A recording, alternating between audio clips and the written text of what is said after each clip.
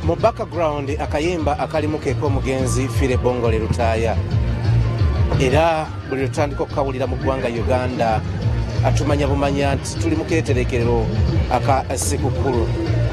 Ogenda wa? Ngenda mu kibuga Kampala, munna Kampala yeekolera, munna Kampala yeekola ABCD ngaye mugenda maaso n'okuwulira emyaka gikunukkiriza mwana bukyanga kayimba ako okayimbibwa nga balaga amaanyi obulungi essanyu n'ekitiibwa ky'ekibuga Kampala. Muna Kampala yeekolera oluyimba lugenda mu maaso nga balutugamba nti muna Kampala yeekolera, naye emabega waffe kyetulaba kiri opposite n'ekya muna Kampala yeekolera. Yeeriira bulungi, yeenywera bulungi, laba bwanyirira. Oluyimba nkugambye nti lwawukanira ddala ne ku kino kaakati kyetulaba ekigenda mu maaso mu Kampala. KCCA mu kiro ekikeeseza olwaleero yakedde kugumba wano era kyemulaba kaakati negye buli eno kyekyo ekigenda mu maaso ekya okuyonja Kampala, okukirininga Kampala. Ekyemulaba kaakati kyekigenda mu maaso nkugambye nti kyawukanira ddala ku luyimba oluli ku kimotoka kya KCCA kyebatadde wano mu katale kewa Kisekka we bagenda mu maaso n'okuba nga bamenya emidaala n'obudaala n'obuyumba bwonna obubadde bwateekebwa mu kibangirizi kino ekyasigalawo nga abasuubuzi bazimbyeko akeedi eyaabwe. Kaakati kino ekyasigalawo abasuubuzi babadde bateekawo bizinesi zaabwe era kaakati ekigenda mu maaso kyekyo kyogenda mu maaso n'okulaba kiri so contrary kwekyo ate ekigenda mu maaso okuwulirwa oba ku luyimba olugenda mu maaso n'okuwulirwa wano nti muna Kampala yeekolera, muna Kampala yeesanyusa, yeeriira bulungi, yeenywera bulungi. Jangu tugende Kampala. Bino byojja okusanga mu bitundu ebyenjawulo bakugwe ayagala okuyingira ekibuga nga tugenda n'ekyo kyolina okubanga okola ng'oyingidde Kampala. Abo be bayita Fire Bongole Lutaaya yali ayita nti Abasikandinavia, Abaamerika, Ab'Ebungereza mujje tugende Kampala. Jangu Kampala nga weetegese okuyita mu kino asinga onaaba nga togoberedde amateeka n'ebyo ebirina okukolebwa mu kibuga naddala mu kiseera kino nga eggwanga lyetegekera olukuŋŋaana luli olwa Namu. Tubajjukiza ennaku z'omwezi zigenda kubeera 31 omwezi guno gwe tulimu. Nze mbagamba bugambi nti wali ku House of Prayer Ministries International olukuŋŋaana gaggadde olw'enjiri olwa Vision Night lugenda kubeerayo mu maanyi era nga bwe lwali lubaddeyo kugwe agenda mu maaso n'okutulaba kugamba nti yita munno era tegeeza munno oba bujjukiza abawandiika bategeka ebitabo byabwe by'okwolesebwa nga bawandiiseemu ebyo byonna bye baagala kubanga ku luno dabo embeera eno tulina ogisabira mu kibuga Kampala eggwewo abantu bafune obupangisa obwabwe obutaliiko kubazoganya, obutaliiko kubasengula nga tugenda kakati maaso n'okulaba nti muna Kampala yeekolera naye oluyimba kyerwogera si kyekiri wano. Unveiled Experience ey'olunaku olwaleero bwe tugitandise nga tubalaga ekiri mu kibuga Kampala wano mu katale eka Kisekka KCCA wegenda maaso n'okubanga esenze buli kayumba akabadde kali mu bifo we yabagamba okuva nga baagala okuba nga bazimbawo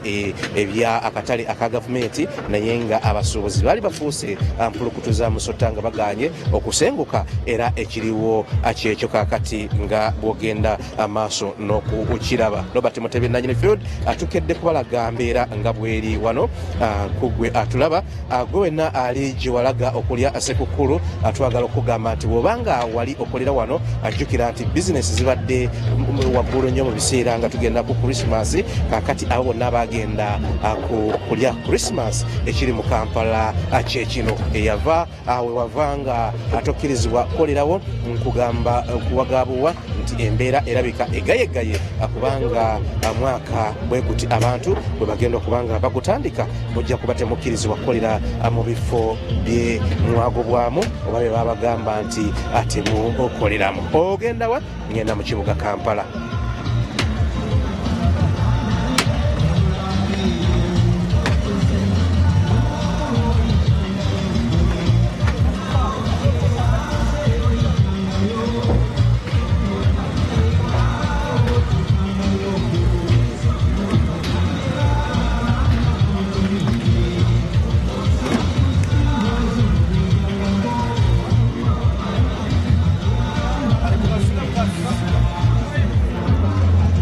bw'ogenda mu kibuga Kampala bw'osangayo obandabiranga ebiri mu Kampala abyebino kugwe tulaba ku Unveiled Experience nga bwe tukujjukiza nti olunaku lugenda kubeera lwa Sunday ffenna tugenda kuggwera ku House of Prayer Ministries International mu lukuŋŋaana olwa Vision Night dabo byosaba ofuna dabo buli kyonaateeka mu kwolesebwako mu kitabo ekyokwolesebwako manya nti ogenda kufuna dabo obudde bukedde butya mu kibuga Kampala yeeno embeera kakati gyogenda maaso n'okulaba nti enforcement eya KCCA nga bali wamu n'ebitongole bya security ebyenjawulo bagenda maaso n'okubanga basengula abantu bonna ababadde ne bizinensi ez'enjawulo wano wetuli era nyinza okugamba nti omulundi ogusoose bukyanga Christmas eggwa leero lwensoose okulabako kajjamu akatonotono mu Kampala naddala eno ewa Kisekka nga kavudde ku mbeera gye mugenda mu maaso n'okulaba jjukira nti bino byonna bibaddewo ng'abamu ku bantu abadde bakolera wano bagenze kulya ssekukulu embeera eno abasinga ebasanze tebaliiwo n'olwekyo ebintu byabwe okuli ku bino byengenda kubanga nkulaga abannannyini tebaliiwo KCCA egamba nti bw'obanga tolina abikutwalira ojja kubanga obisanga mu sitowa zaayo naye nga ekigenda mu maaso mu Kampala kyekino nga bwe twetegekera Vision Night olunaku lugenda kubeera lwa Sunday. Ogenda wa? Ngenda mu kibuga Kampala. Oyo yenna ffire gwe yali ayita okujja mu kibuga Kampala jangu nga weetegekidde okusanga embeera eno singa enaakusanga nga wookolera tebakukkirizaawo bagenda kubanga bakumenya kubanga bataddewo n'ekitongole kiramba ekya security kigenda okubanga kikola mu kutereeza ekibuga nga twetegekera olukuŋŋaana luli obanamu KCCA Namu Summit mu t-shirt obwo emabiga waabwo kyekigambo kyolaba ekiwandiikiddwako KCCA Namu Summit kitegeeza nti department ya security oba enforcement namba yateereddwawo kusengula bantu mu kiseera kino eky'olukuŋŋaana olwo lwa January olugenda okubeera mu Munyonyo mu ggwanga Uganda. Embeera yeeyo nga bw'ogiraba tutuusaako amawulire nga bwe gaakagwawo era nga bwe gatambula mu kibuga Kampala nga bwe twetegekera Vision Night ku House of Prayer Ministries International bwali Makerere ekikoni. Laba ono alina essigiri ye eyaka ayagala enku ayagala okutwala essigiri eriko omuliro buli kimu akyetaaga ate nga wano waliwo eyalekawo ebintu bye bino kuggwe wenna eyaleka ebintu byo wano njagala okutegeeza nti nga obadde okolera mu katale akewa Kisekka bakamenye buli kimu bakimenyeemenye jangu ono ne flasika jangu ono ne sabbuuni wotumulaba jangu ono n'amasowaani jangu ono ne ebintu byonna byobadde okozesa mu bizinesi kubanga oyinza obutabisangawo ebbali n'ebbali bakyala kimpadde bangi ate nga tulaba n'emilitale etandise okungirengera mu maaso gange etandise okubanga ereetebwa wano okukuuma obutebenkevu kuba tubadde tukitegeddeko nti waliwo ababadde baagala kubanga ate balumba bagobemu bano olwozaabike emipiira kakati bakabyufu nabo batandise okubanga baleetebwa okutangira embeera okubanga eva mu mbeera nga bomanyi Kisekka bwabeera naye nga sofa ekiriwo kuggwe agenda maaso n'okutulaba ku Unveiled Experience olunaku olwaleero fiire ebbongo leero tayakuyita nti jana tugende e Kampala naye ebiri e Kampala byebyo nga bwogenda maaso n'okubiraba kati abasuubuzi buli omu alonda mu byasobola okubanga agenda nabyo naye nga sofa ekiriwo kyekyo kyetukulaga ku Unveiled Experience obuyomba bwonna obubadde ewa Kisekka olunaku olwaleero abugenda mu maaso n'okubanga bumenyebwa busuuliddwa ku ttaka ababadde bakolerawo kakati maziga mmereere ge balimu. Lwaki temujja ne tusaba kubanga bye tusabira byebya bino okuba independent mu mirimu nga totaataaganyizibwa kubanga ate embeera ng'eno tetwagala ebeerewo mu 2024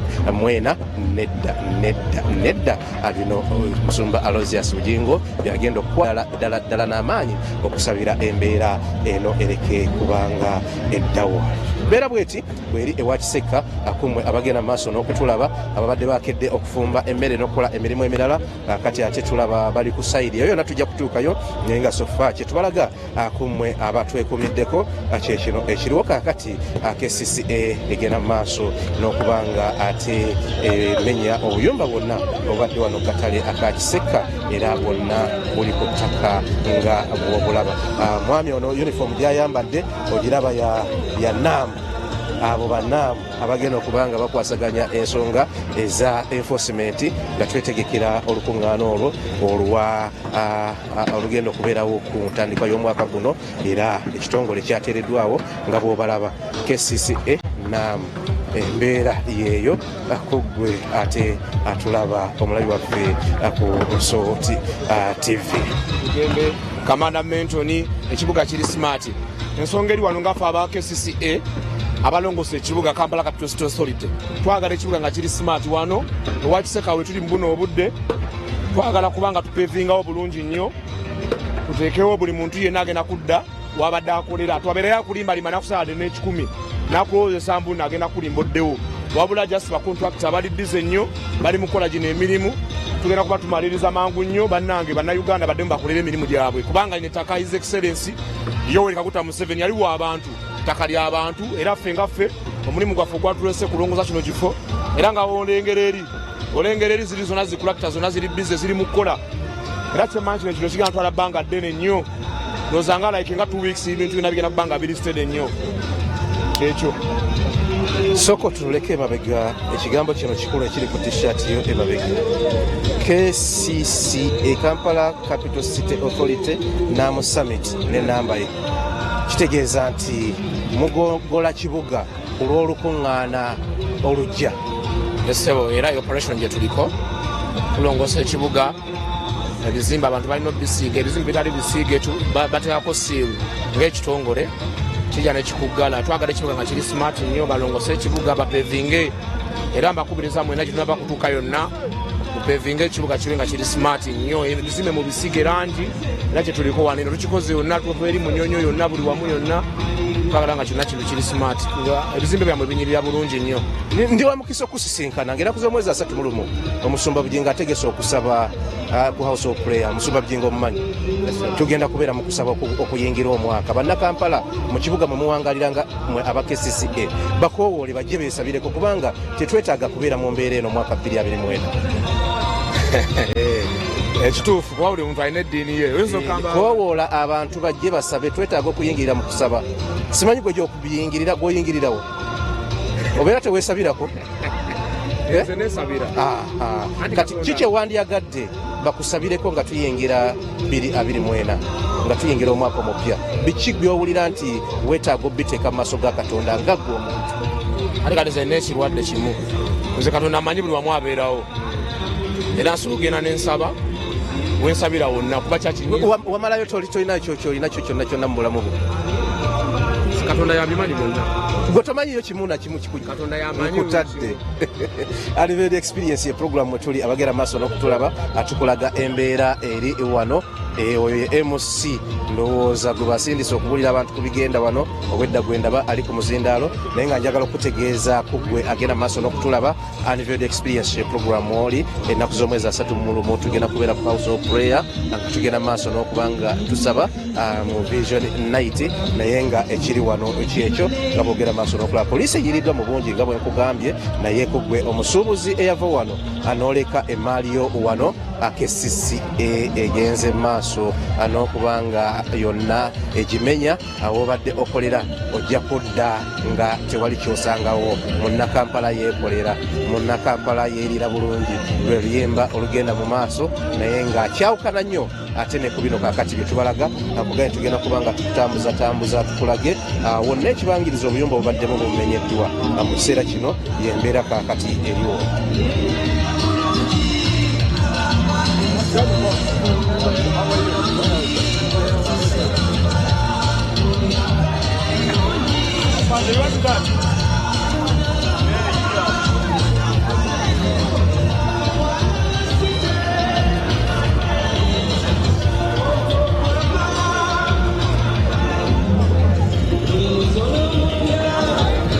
Buli musono omupya mu Kampala ogusangamu ekibuga Kampala. Afiire Bongole Lutaaya yakikuba ekifaananyi n'akiteeka mu luyimba n'akikulaga nti eggulu lyaku nsi, naye nga wakati mu kubeera eggulu ly'oku nsi buli ajja mu Kampala nga tolina bwetwaze mu mirimu gyo bino byogenda okusanga. N'olwekyo bino byetulina okuba nga tugenda mu maaso n'okusabira. Ennaku z'omwezi zigenda kubeera 31, olunaku lugenda kubeera lwa Sande, ate tuyingire Mande, atuva mu 2023 atuyingire 2024 nga tuli mu kusaba. Munnakampala yeekolera, munnakampala yeeriira bulungi n'ebirala, naye munnakampala bino byasanga.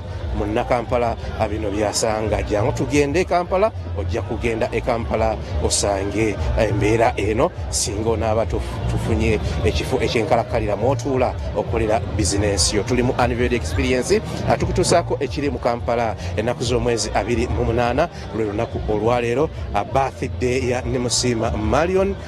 Tukwagaliza olunaku olulungi, tukwagaliza embeera ennungi olunaku olwaleero. Sanyuka ne famire kubanga weetaaga okusanyuka, naye nga ekiri eno ku munnakampala Maziga Merere kyebaliko kyekino nga bogenda maaso n'okukiraba. Kugambye nti wano babadde bakolerwa bizinesi ez'enjawulo, naddala ez'ebyokulya, abafumba abakola buli kimu babadde bakolera mu kitundu kino, naye kaakati kyebaliko kyekino. Tunaatera okuyingira omwaka ennaku ebula kumpi 3 bwe ziba ennyingi tuyingire 2024, naye kyetugenda maaso n'okukulaga kyekiri wano ku munnakampala. Embeera yeeno nga bogenda maaso n'okugiraba. Omulabi waffe owa Kaso TV wange nyini ddala wano wali mbuuzizaako muganda. Yesu yeebazibwe. Yeebazibwe. Oli bulungi? Ndi bulungi. Ennaku z'omwezi 3 tugenda mu Vision Night. Weetegese? Ndi mukazi wange tagwayo. Tagwayo. Ali ludda? Bamuyita Nakanjoko Kala asula kawaala kataka. Wano taliwo? Tali wano ndi ku mulimu. Mujjukize. Kale muzeeyi wange. Ajja ne yeesabira, ndowooza kyovula nti gwe bamenya bano gw'obeerawo. Sisobola kuvaawo kuba twakolamu. Yesu atukuuma ate gy'asabira wagumu. Ewa Pasita Bujingo w'amaanyi. Tukulinze. Embeera yeeno eri wano agenda maaso n'okutulaba. Abasuubuzi n'abakola bizinesi ez'enjawulo abadde bakolera wano bagenze maaso n'okubanga bizinesi zaabwe ate zikoonebwa, era kati maama ono gw'olaba andabikira nti tamanyi kikiddako mu bulamu. Maama ng'olabye n'embeera obadde okolerawo kiwa? Twali tufumbirawo ebyokulya. Kati bwe baakedde ne bajja ne babijjawo. obadde watuuse? Babalaalikako ne babuulira ku nteekateeka bwegenda okubeera? Babyogerako okwo naye nga biringa ebitali siriyasi. Saa zino tetumanyi nga bw'otulaba. Naye ebintu by'osobodde gwe okubifuna by'obadde okozesa mu bizinesi? Ebintu byo tubitaasizza ebimu, naye ebirala biri ku mmotoka okwo bigenze. Kyemmanyi mulinayo bannammwe bangi abagenda kulya Krisimansi. Abo bo banaabirako kye basangawo. Mugezezzaako naye kigaanye. Bw'oba otaasa bibyo n'otaasa ebyolya bigaanye ebimu. Katusabirigane, twetaaga ssaala abagenda maaso n'okutulaba. Tuli ku Unveiled Experience, tubalaga ekiri mu Kampala. Oluyimba oluliko wali ku bizindalo bya KCCA lugamba nti munnakampala yeekolera, munnakampala yeeriira bulungi, neera munnakampala ali mu maziga. Nga mulabye n'embeera? Obadde okolera wano? Tukolera wano. Nga mulabye? Wakeddeko? Ensi yaffe weekyo bwetambula. Ebibi ebintu byo binonodde? Ebintu tubijjawo naye era tusisinkanyemu obuzibu. Tubadde twazze nga twetegese nga tugenda kukola, embeera n'egwawo. Mubadde mwatandise okufumba? Tubadde tutandise naye lwakuba nti kale bajja ne batugambako, naye tubadde tusuubira nti bajja kujjanga mu mwaka ogujja nga buli omu ali mu kwetegeka anoonye gyadde. Muzzaako ki kati? Ate kati tuyina ekyokuzzaako kuba kati onoonya wootandikira essaawa eno tulabawo. Kuggwe n'oli ani babiri ani nakatu? Nze babiri ono nakatu. Nze babiri ono nakatu. Bannaye mwafaanagana. Naaka tusabirigane. Mukama ajja kitujjamu. Tewali mbeera ebeera ya lubeerera. Tuli ku Unveiled Experience abagenda maaso n'okutulaba. Ekiri mu Kampala kyekyo. Be balaalika mumanye nti bajja kujja kubanga bano be mulaba nabo babadde balowooza nti kyandiba eky'omwaka ogujja naye ate kibaguddeko bugwi oba kizze buzzi nga bwe mulaba embeera yeeyo. Bano bagenda mu maaso nakufumba yabadde ategese akamere k'abantu nga bw'okalaba agenze mu maaso n'okutetenkanya kweyiiya abeeyiiya ate be bali mu mbeera eno mu njogera ennyangu nga bwe tuyinza okukyogera naye nga ekiri mu Kampala akugwe agenda mu maaso n'okutulaba kyekino. Bano babadde n'obuyumba nga bafumbira wano naye leero enkya ya leero ate kibalidde ng'enjogera y'ennaku zino bweri. Tetumanyi wa gibadda kubanga nabo tebamanyi kakati kyebazaako naye nga sofa ekiriwo kyekyo nga bwogenda mu maaso n'okukiraba. Tuli mu Unveiled Experience kummwe abagenda mu maaso n'okutulaba embeera yeeno eri wano ng'era bwogenda mu maaso n'okugiraba. Tuli mu kibuga ekikulu eky'eggwanga Kampala, ebiriwo byebyo nga bwogenda mu maaso n'okubiraba. Munnakampala yeekolera lwe luyimba oluliko naye nga lukontradictinga nnyo kati na kino ekigenda mu maaso. Naye mbajjukiza banaffe aba MTN abakugamba nti weefunire essimu eya MTN Kabode Super ku mitwalo 19 zokka okuva amaduuka gonna aga MTN okwetoolola eggwanga Uganda. Ogenda bugenzi ng'obagamba nti essimu gy'oyagala ya MTN Kabode Super bajja gikuwa ku mitwalo 19 ate tebakoma okwo ku ssimu eno bajja kubanga bakuteerako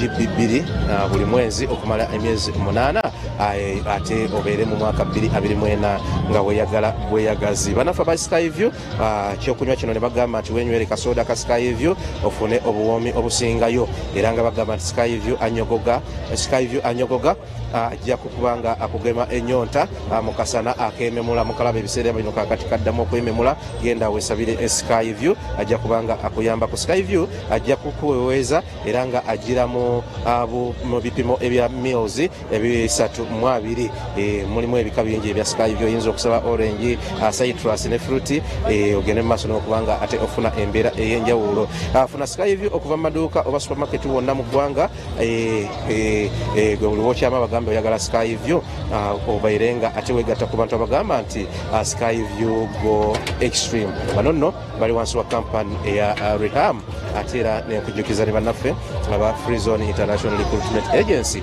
batwala abantu mawanga ga Buwarabu gye batwala abantu naddala akakati baagala nnyo abasajja abagenda okukola obwagaadi abagenda okukola emirimu egy'enjawulo okuvuga motoka ez'abantu n'ebitereke pikipiki ez'ebitereke mu mawanga aga Buwarabu agenda wali enyanama waggulu awo nga wakavezana ojja kubanga obasangawo bannaffe aba Free Zone International Recruitment Agency bajja kubanga bakuyambako okusobozesa okutwala omuntu wo mu mawanga ago aga Buwarabu. Kiri mu Kampala kyekino. Munnakampala batugamba yeekolera, munnakampala yeeriira, munnakampala yeesulira bulungi naye munnakampala byayitamu byebyo nga aboogenda maaso n'okubiraba gwe wenna ali ku Unveiled Experience. Ennaku z'omwezi 3 omwezi guno gwennyini gwe tulimu tugenda kubanga tugenda wali ku House of Prayer Ministries International kubanga tusaba n'omusumba Bugingo nagiza 224 nga buli kyetusaba tukifunira emirundi 2 dabo. Embeera eri mu kibuga yeeno tusaana tugende ate tubenga twesabirako naye nga wano wo kyakedde bwe kiti era kikyali bwe kiti anegye buli n'abasuubuzi bawulidde abamu bakedde kola naye ate akibaguddeko era kibasanze kyekyo nga boogenda mu maaso n'okukiraba. Enforcement y'amaanyi nnyo, poliisi y'amaanyi nnyo ate n'ebitongole by'ebyokwerinda ebirala era mbalaba beetala bwetazi bazze kubanga balongoosa n'okubanga ate batereeza ekifo kino ahead of the NAM Summit egenda okubeera mu ggwanga Uganda 24 January. Ki ekiri wano kyetugenda mu maaso n'okubatuusaako mwe mwenna abagenda mu maaso n'okubanga mu tulaba ku Swot TV saawa zino kwe tuli tubalaga embeera bannakampala gye bayitamu. Olimba lugamba nti munnakampala yeekolera naye ate bwe balukuba nti yeekolera ng'ate bamugoba waakolera kiba kyawukana n'oluyimba KCCA lwekubira bannayuganda. sirina wawuli alina kawo mu kamwa taata akako kabaaki nze nyumirwa nnyo ndi mukazi muganda ekisooka baali ntegeezezza eggulo nti tokola ki tojja naye olwaleero nga gavumenti bw'ejja neekola ekintu kino nga tebatunnyonnyodde nze ng'omukinnuma awo akawoowo mwekali nze sirina kawoowo kubanga ndi mubi mu kwogera olwo mba ekitegeeza nfumirira gavumenti yali tulabudde tuli olaba olwaleero kino kyemukoze okumenya ebibaawo kyemukoze toliiko kuba nze buli lwendaba nga muli mu kintu kino nga mmwe abakulembeze mubaamu mwali tunnyonnyodde oba ne mukuba ekibaawo nze bwe nalize n'akagugu kange ku mutwe nga nzunga bwe nalirabyewo ekibaawo ekyo saalitawaanye kuyingira kubanga mwali badde mutaddewo n'abo olwaleero bwe mulese nga b'amaanyi okukola kino baali baddewo ne batugaana okuyingira naye kati olwaleero tuzze twononeddemu ssente zaffe tuzifunye oba bagenda zituddizaawo ddala ye gavumenti baatugamba nga tujja wano nti bawadde omuntu omunaku ali mu mbeera embi kati kituufu kino kye mukola tuli mu mbeera mbi oba tuli mu mbeera nnungi ng'abakulembeze mbuuza basite kanso singa obasembeza nenkyogera nga weebali kubanze kyennyumirwa njogere n'abo bennyini ekizindaalo ekisobodde okujja kati lwaki tekyasobodde kujja ggulo ne kituyitamu nga kirangirira nti abakyala mwenna abakolera awo enkyate mutawaana eyaliza olwaleero singa talina kyeyejjusa nze ndi mutiitiizi ssebo saalize naye tebalina kye baatunnyonnyodde tuzze twononeddemu ssente zaffe kati olwaleero mumenya n'ennyondo muzikutte kitegeeza nga kiraga nti bwe tulaga amaanyi tufa nze ndi mukazi munaku siina kitange siina mmange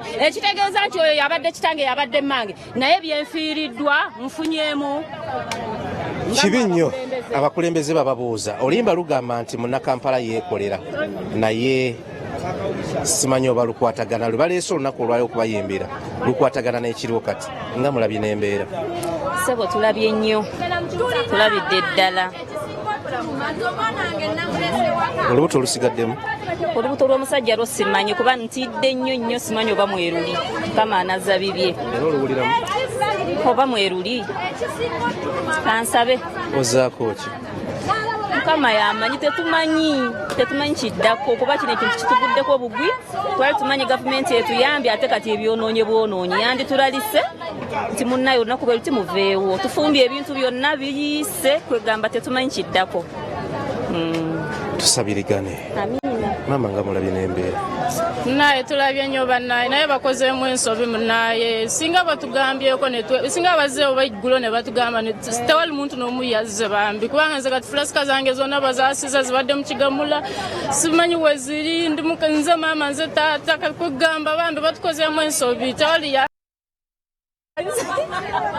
nze maama nze taata batukoze bubi fulasika zange zonna bazaasizza embeera yeeno owo ennaku z'omwezi wetegese sooka okoowola abantu nkoowola abantu bonna ennaku z'omwezi 3 ffenna tugenda kubeera kanani buli omu kyeyalina okuva mu January agenda kifuna 3 bagambe ne mu lutoolo si lutoolo siwulidde lutoolo mbagange nenyondagano Irene kolera mu Kisekka munu embeera yeroho niyene mubainekero kinu sekansiizira abasirikale baizire batugwire mu bugwa tutwine kutumanyira ebintu babisiisire ni embeera eroho nemukorora abafoti nyakigumba oweitumbe nyekara nimbakowola wati musobola kwijja kanani mutege Salt TV ejja kuba live Salt FM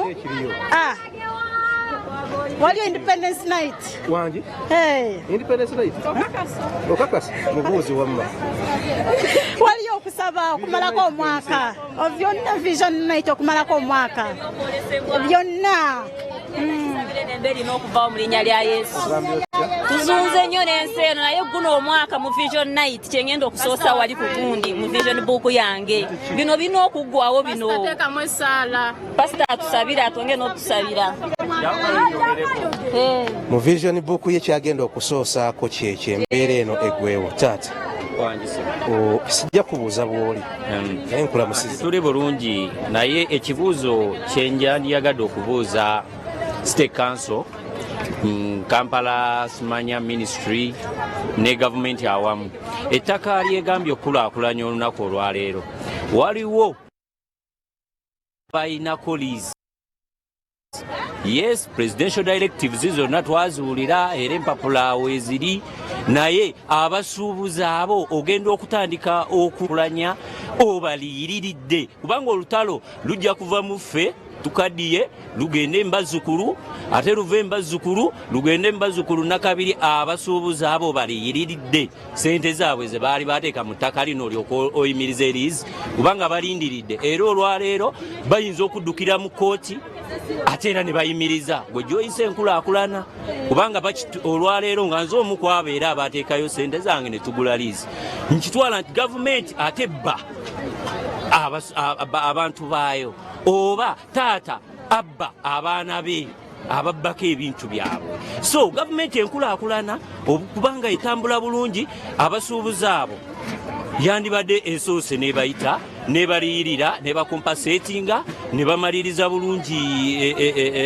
emisoso gyonna kubanga baali bamaze okuzimba ekizimbe kino kyennyini wano wentudde bakizimba nga kirina okugenda paka eri naye olwaleero ebaliyiridde kubanga olwo olutalo eringa gavumenti erwongeddeyo for a time being nti kati etutte majority kati ate eyagala gye bujja ate era tujja dduzuukusa kati era nkyakibuuza gavumenti have you compensated them like it or not lwo lukyaliwo era lusigaddewo ate teriyo agenda kuwakanya nkulaakulana kubanga nabo baali bali mu nkulaakulana era bakyali mu nkulaakulana era nekye baakola kirabikako buloko ng'eno eyazimbibwa buli muntu yenna kabeere technician oba tali technician agiraba nti ejja kuyimirirawo emyaka emirala 10 mu maaso kakati nkyakibuuza gavumenti etubuulire yabakompasetinze ekibuuzo kikyali ku table. Asinzidde ku Unveiled Experience ku Salt TV n'akiyebuuza era ng'akibuuza abakwasibwa abavunaanyizibwa ku kino nti fe abateekamu ssente ku lw'okuzimba wano kubanga pulaani y'okuzimba wano paka wali ebadde weri mugenda kubanga mutukolera ki size enkaayana n'entale zigenda okubeerawo paka ku muzzukulu w'omuzzukulu nga bwakyogedde. Tuli mu Unveiled Experience abagenda maaso n'okutulaba mbeera eri mu Kampala yeeyo nga bwe mugiraba abakedde okukola ekibaliko ka kibasanze wano kyekino nga mugenda maaso n'okukiraba basanze bakanyama basanze madowadowa n'ebirala nga bibuganye ekifo kino era obuyomba bwonna babumenye n'ekifo bakyeze ebyo ebitabaddeko bannannyini byo naddala abo abatali mu Kampala saawa zino bagenze maaso n'okubitikka ku mmotoka eri eya KCCA mmotoka za KCCA zigenze maaso n'okubitwala ndowooza ku sitowa zaabwe ekitegeeza nti babadde bakolera wano kapito bamututte ne babadde bakolerako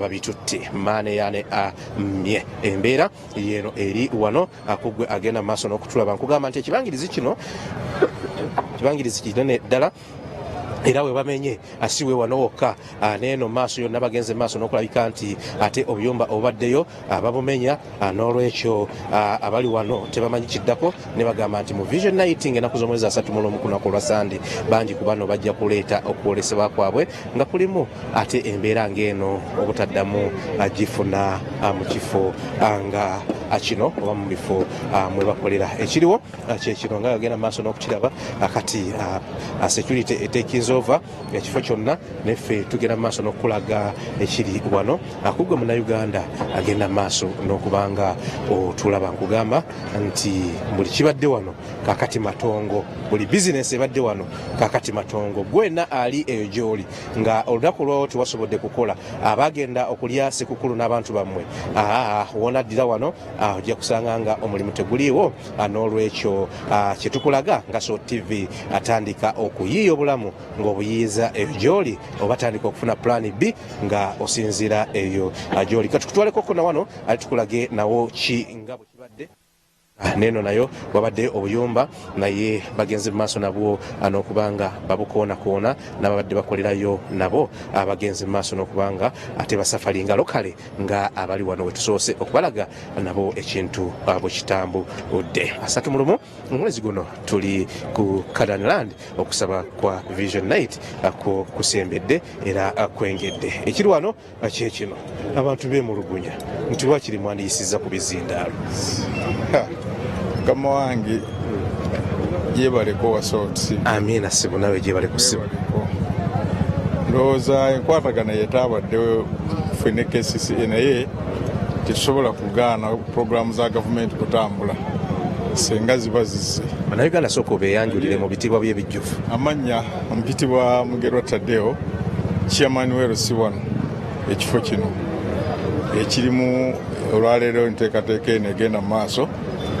Naye nga mu ekyo katusuubire nti kyebagenda okuteekawo kigenda kuyamba bantu baffe bannayuganda ba wano ate era abakolera mu kifo kino abawangalira wano, kubanga ebiseera ebisinga sometimes abantu baffe baba n'obuzibu ng'obwo nti bamala okufuna ate enteekateeka yaffe ate ne babagobawo. So mbadde nsaba gavumenti ne pulezidenti waffe wa Uganda nga bwe yatuwa ekifo kino kikolebwemu abantu kibe nga ky'abantu bano abanaku bamufuna mpola basobole okuba nti nabo baganyulwamu.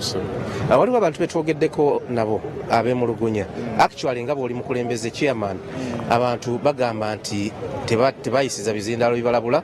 Kyekisooka tebayisiza bizindaalo bibalabula, ate n'ekyokubiri nti waliwo abaalizi abalina sente ze basasula ku kifo kino, waliwo abasasula sente ku kifo kino okubanga bakolerawo development. Era ndowooza nawandiika ebbaluwa ku nsonga eyo yennyini nga bamaze nabo okwemulugunya mu ofiisi yange nga bagamba sayidi emu teyasasulwa, sayidi emu tenaba kusasulwa. Neze kyensaba gavumenti sayidi zombi ezikwataganye, eyakayana n'etaakayana nabano abantu baffe aba bulijjo babakwataganye. Kwegamba ffe kyetwagala gy'emirembe mu kitundu, tetwagala kuba nti waliwo obutebenkevu mu kitundu nga kino, ate naffe ng'abali mu bukulembeze kituvumisa mukama wange. So nsaba gavumenti yaffe ebakwataganye, bwe kibanga kyakuba kompasetinga bo badde wabbali, abantu baffe babeere n'emirembe. Ng'ovunaanyizibwa ku bantu abangi abadde bakolera wano, ogenda basenzaawa. Sibu nga bwondaba wano bwendi kati essaawa eno enteekateeka yaabwe nange sinnagifuna kubanga tetwafunye kukkaanya ndowooza kutuufu, naye nsuubira nti nga bwe kigenda mu maaso nti bagenda bateekerateekera, kansuubire nti okubateekerateekera kugenda kubagasa tubeere nga tutambulira wamu n'abantu baffe. Kyama omwaka bwe bati bagutandisa abeeno, nze nkusaba kaakati ekigambo kimu. Ennaku z'omwezi 31 tulina okusaba ku House of Prayer n'omusumba Rosias Bugingo. Bannayuganda abakulaba bajjukize nti tulina okusaba okwa Vision Night wali Makerere Kikoni ku Kananiranda. Mpozi bannayuganda mwenna nsaba musumba gwali omutwala nga akyali ku Bativali. Omusumba nali musalako obusazi katona naye nga mbasaba bannayuganda bonna okusaba okuba kujjumbire, ate era betusabe eggwanga lyaffe lifune emirembe, tusobole okuba nti tutambula n'emirembe egyo nga tewali akijjanya munne. Tusabe Mukama Katonda abeere nti atuyamba mu nsonga ng'eyo kutambuza eggwanga nga lirina emirembe. Ate na bino tetubyagala, twagala enkolagana ebeewo, tukwatagane, tubeere nga tewali asika muguwa, kubanga bino tebyetaagisa muguwa, bantu baffe bajja kuba n'emirembe. Amiina. Chairman Nkalu neyanza nnyo neyanza ege kuggwa agenda maaso n'okutulaba, tuli ku Unveiled Experience, tukulaga embeera nga bweri wano. Abamu ku bemulaba wano bebabadde ne bizinesi mu kifo kino naye kaakati tebamanyi kiddako, ebintu byabwe muwulira babyonoonye, ebimu babibbye, ebimu babitutte, tebalina bwe bagenda kutandikira mwaka mu njogere. Owaye embeera tutwalaganya tetumanyina gye tugenda kuzzaako essaawa eno. Emidaala gyaffe ndowooza olaba babitutte ebintu, buli kimu bakitutte, tetulina we tugenda kutandikira. Kati tusalidde mu magezi ki babuuze bakulaba ku TV mutusalidde magezi ki ku TV naye tubuuzaani Museveni sewe mwami Museveni tukoze tutya ki kye tuzzaako munnange bagaye ekifo bagenda kiddaabiriza mujja kudda naye nga kituufu tunadda mujja kudda ate olowooza kigenda kubeera mu bagwira era mmwe mwennyini sisuubira katusabe tulabe bwe banadda tunaakola amin tuli ku Unveiled Experience abagenda maaso n'okutulaba nkuganye tugenda kutambuzaako ko tukulage extent ya destruction oba damage nga bwebadde wano akummwe abatulaba naye nga ekiri ewa Kisekka kyekyo nga abwokiraba wangi taata. I happen to be one of the leaders in Kisenyi Central Zone. I'm the chairman LOC1. Kisenyi Central Zone? Yes. But this is Kisekka. This is Kisekka, but you see, when we move, we do the work of locals everywhere when we reach. So I'm known by the name Charles Obot. Nice meeting you, Charles. You are most welcome. I've reached here, and when I found the place, things are being broken up and down. Indeed, I wanted to know what is the problem, because I'm seeing the smart city people, I'm seeing the police, and in general, I wanted to know what is the problem. But given that you're the LC chairperson of Kisenyi, yes, I'm of the view that you should be knowing what's taking place. I really don't know, though I found the place being removed, the structures, and I thought it was your mandate to allow these people settle by doing the small businesses around. But since... Not our mandate, their mandate. Their mandate. You mean say they are the people who have requested that you should clear this place today? For me, I'm a journalist, I'm not that. Okay, fine. So, from the information, the reliable sources, I hear that the plan for the KCC is to make this place a smart place such that then these other traders, they can come back and do the business, which is very good. Haven't you been notified in Kisenyi because it's worse? Kisenyi, normally, when anything or operations to take place, with the local leaders, they inform us. And then after the information, we pass the information to our business community. But now this one, I don't know whether information was passed, because even the LOC of this place says he was not aware of the mission which is taking place. But good enough, I've found him on the area and is now saying that it is true, he has confirmed that the place wants to be graded and the traders will come back later on, which is a good and the development which is helping everybody to do proper business done, having a place when it is not leveled and stones everywhere, and even when people come to eat, got the structure, it was like lock-up where they are selling food, roasting muchomo, which I mean, to me, I'm also welcoming the idea. How about in Kisenyi? Have you been notified? In Kisenyi, such operations? In Kisenyi, I have not got any information. So you're safe? I'm safe because our people have not been removed from where they are working from. Okay. Your name's? Charles Obot, Chairman LOC1 Kisenyi Central Zone. Charles Obo, Chairman, yes, Central Zone. Yes, Papa. Kisenyi. Yes, sir.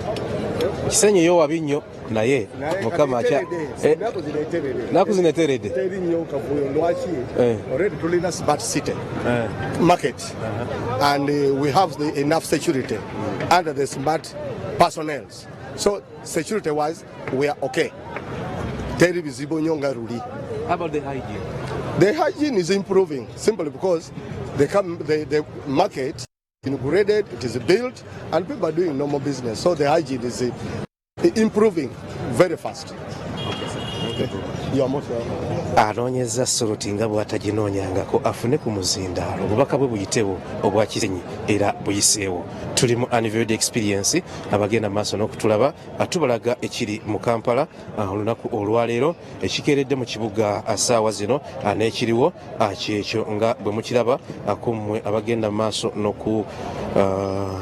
n'okutulaba embeera eriwo yeeyo nga boogera maaso n'okugiraba. Tukujukiza kimu nti Vision Night yanaku z'omwezi 31 atwegatte tubeere wamu mu kusaba okumalako omwaka okutuyingiza omwaka omulala. Bino ate tubeere nga tetuddamu biraba mu nsi yaffe naddala mu kibuga Kampala gye mpulidde nga bataddeko emizindaalo egiyimba ti munnakampala yeekolera, munnakampala yeenywera, munnakampala yeeyambalira bulungi leeriira bulungi naye nga ebyo bireke kubeera mu kibuga ky'eggwanga ekikulu nateera mu 2024 wano byonna ebibaddewo bigenze mu maaso n'okubanga anawo bimonyebwawo era kaakati eyayiseewo olunaku olw'eggulo bw'otuukawo olunaku olwaleero ebigenda okukwaniriza ge matongo gennyini ago g'ogenda mu maaso n'okulaba n'abasuubuzi ababadde bakolerawo nga buli omu kyasobola okutaasaako oba muti oba kadeeya oba kakutiya oba ki kyagenda mu maaso n'okulayika nti ate agezaako okutaasa affe bubeera buvunaanyizibwa bwaffe wakati mu kujjukiza olukuŋŋaana agagadde olwa Vision Night ate era okukulaga embeera nga bweba ekeeredde oba bweba eri mu bitundu by'eggwanga yonna ewaba ekikola amawulire atukireeta nga bwe kiri Kisenyi bweti bwefaanana.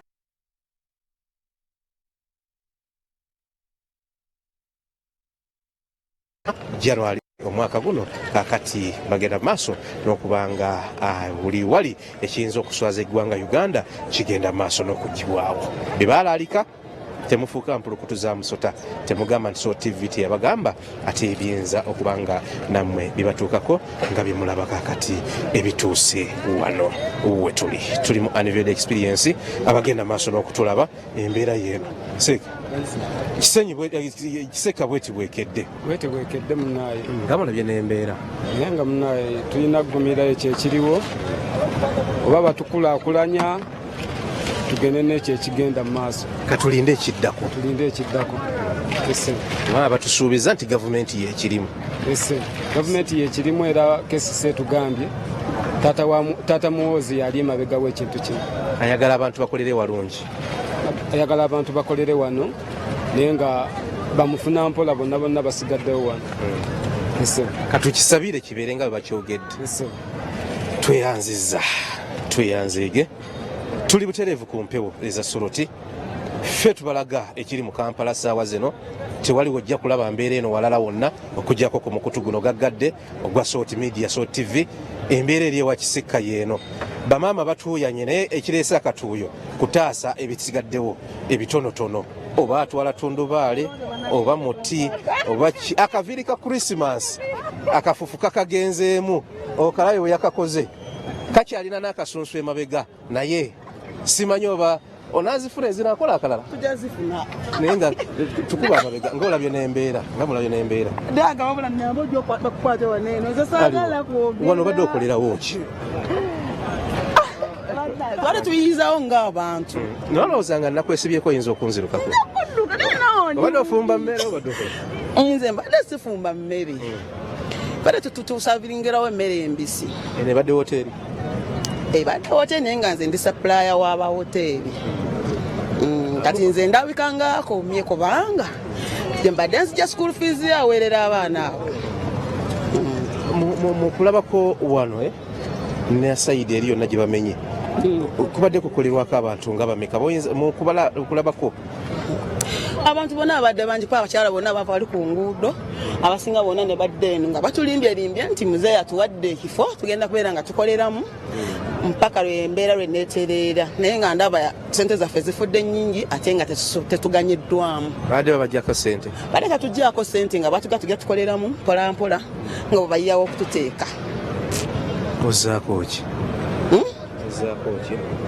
tuzaako ki ati kati oludda olwedde tulina okuyiyawo okulaga awalala naye pakati wano tewakyaliwo ggezi bo bali mutulimbalimba nga batugamba ekifo bagenda kitereeza then tukolera awantu awalungi eno Kampala bagita site simanyi site bikoze bitya mbu smart city ekinnomye kiri kimu ng'ogyeko bino ebirala byonna bingi ebinnomye ne toyinza kubanga wakoze akaviiriko kati aka Christmas nokolera mu mbeera eno embeera tubadde tuli bulungi era kuba tubadde tufuna era mujja kudda mufune mu linnya lya Yesu tewali buzibu kasita oba oyogedde kijja kuggwa nkutadde tusaba muzeeyi atufeeko ngafe abakyala tuli bubi bw'abakkiriza ddala ng'agamba ekifo kino kirongoosebwe tugenda kiddamu aleme kutulimba era tukiddemu kubanga tubadde tunoonyeza school fees w'abaana naddala nze li bulungi bw'olaba nga ali obulungi naye embeera kiwa kya mukama naye ngera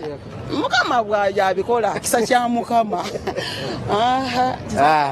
Naku z'omwezi 3 mulumu tuli ku Kanani tugenda kusaba bannaffe mujje tubeereyo mu Vision Night.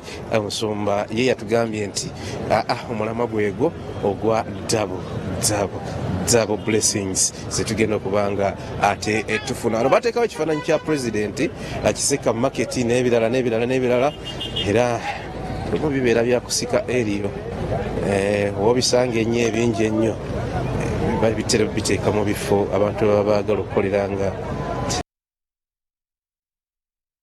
kyogedde naye nga ekiri ewa Kisekka gwe agera maaso n'okutulaba kyekyo bagenze maaso n'okumenya embeera yeeyo eriwo kumpi thank you his excellency for securing our future. Abewa Kisekka market emugamba thank you his excellency for securing our future. Thank you his excellency for securing our future. Nkiddamu thank you his excellency for securing our future. Kyekipande ekyatimbibwa wano bwe bagenze mu maaso n'okumenya abagenda mu maaso n'okutulaba ku Unveiled Experience ey'olunaku olwaleero era ekifo kyo kimaze okusendebwa. KCCA ne poliisi be basigadde mu kifo abasuubuzi badde bakikoleramu bo babagambye nti mweyongereyo kakati katuddeko ku luguudo katono ate tubalage Kisekka bwafaanana oluvannyuma tujja kubanga ate tusiibula naye nga neyongera okuyoyozaayoza mukyala Marion ne Musiima okubanga atuuse ku kkula ery'okkula olunaku olwaleero ate mazaalibwa ge olunaku olwaleero birthday ye bagamba nti agitta tagiwoomya nedda naye kankozese omulimu gwenkola okumwagaliza olunaku olulungi olw'amazaalibwa ge ne Musiima Marion gye bujjako okujja kweyongerako eddala naye nga for now she is ne Musiima Marion Omutebi katwogere bwe tutyo tukuyozaayoza happy birthday to you, happy birthday. Tukwagaliza olunaku olulungi. Kisekka saawa zino kakati ye bwati bwafaanana olaba nti bizinesi zizzeemu okubanga ziggulwa naye nga abantu batono emu ku bifo by'oyinza okugamba ebibadde ate biri bize ngaawo olaba nti bagenze mu maaso n'okubanga bamenyawo bino ebigaali bibadde biterekebwa muli olaba nti kakati babizizza ku kkubo ekiri wano kakati kyekyo. Abamu ku bakyala abaali bakolera wano najjukira nti abamu baali basimba bakolera ku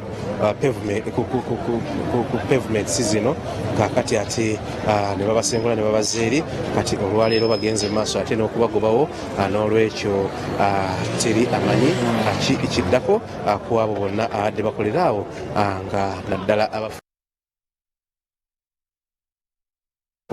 kiddako entambula wano wetuli bwetu bwerabika nga bwogenda maaso n'okugiraba kugwe atulaba nti kino ekizzeewo kireeseemuko akajjamu akatonotono nga bwogenda maaso n'okukalaba naye nga sofa Kisekka bwati bwafaanana embeera bweti bweri wano mu katale aka Kisekka.